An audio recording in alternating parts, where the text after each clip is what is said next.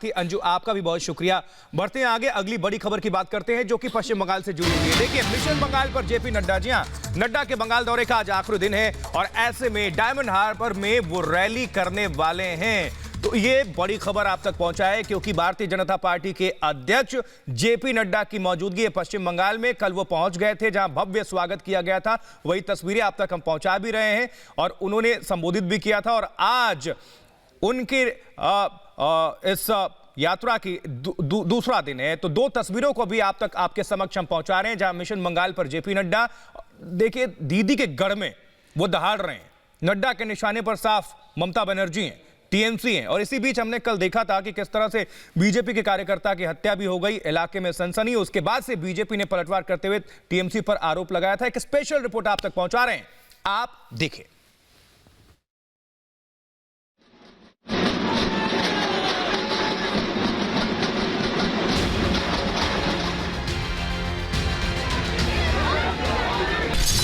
BJP का mission पश्चिम Bengal, TMC बेहाल।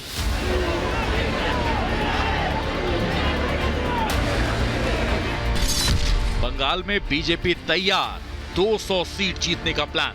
ममता जी की सरकार को उखाड़ फेंकने का निश्चय किया गया है।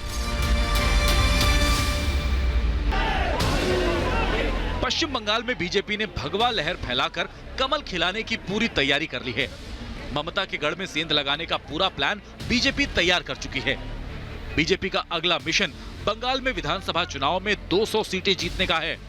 प्रधानमंत्री नरेंद्र मोदी हो या फिर बीजेपी के संकट मोचक अमित शाह या राष्ट्रीय अध्यक्ष जेपी नड्डा, पूरी बीजेपी का अगला टारगेट श्यामा प्रसाद मुखर्जी की धरती बंगाल से ममता दीदी के साम्राज्य को उखाड़ फेंकना है।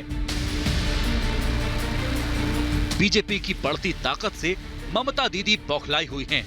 बीजेपी ने ममता सरकार की हर योजना की काट ढूंढ निकाली है।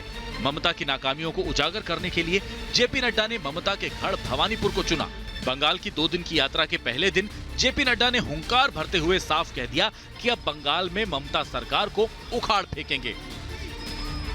ये वो जगह है जहां से ममता जी की सरकार को उखाड़ फेंकने का निश्चय किया गया है। ये वह चुनाव है। पश्चिम बंगाल में अगले साल मई में विधानसभा चुनाव होने हैं। बीजेपी अभी से ही अपनी जमीन मजबूत करने में जुट गई है, जिससे 200 सीटों का टारगेट पार किया जा सके।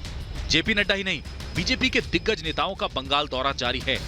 नड्डा के इस दौरे में पार्टी के 9 नए दफ्तरों का उद्घाटन भी किया गया। बीजेपी कार्यालय के उद्घाटन के दौरान नड्डा ने भी ममता सरकार पर ताबड़तोड़ हमला किया और टीएमसी को एक परिवार की पार्टी करार दिया। मजेदार बात देखिए कि भारतीय जनता पार्टी कार्यालय से चलती है और अन्य पार्टियों का कार्यालय घर ही उनका कार्यालय है, घर से पार्टियां चलती हैं।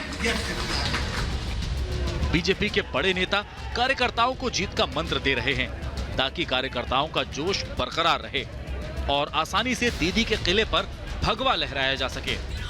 वहीं बीजेपी की बढ़ती ताकत से ममता और उनकी पार्टी के कार्यकर्ता बौखलाए हुए हैं। ममता और टीएमसी के कार्यकर्ता बीजेपी को रोकने के लिए हर हथकंडे अपना रहे हैं। कहीं कार्यकर्ताओं को मौत के घाट उतारकर डराने की कोशिश होती है तो कहीं हमला किया जाता है। लेकिन बीजेपी ने तय कर लिया है कि अब बंगाल में केसरिया रंग ही लहराना है और कमल खिलाना है। ऐसे में लगता है बंगाल का अगला चुनाव मोदी और ममता दीदी के बीच होने वाला है। Bureau report, Republic Bharat.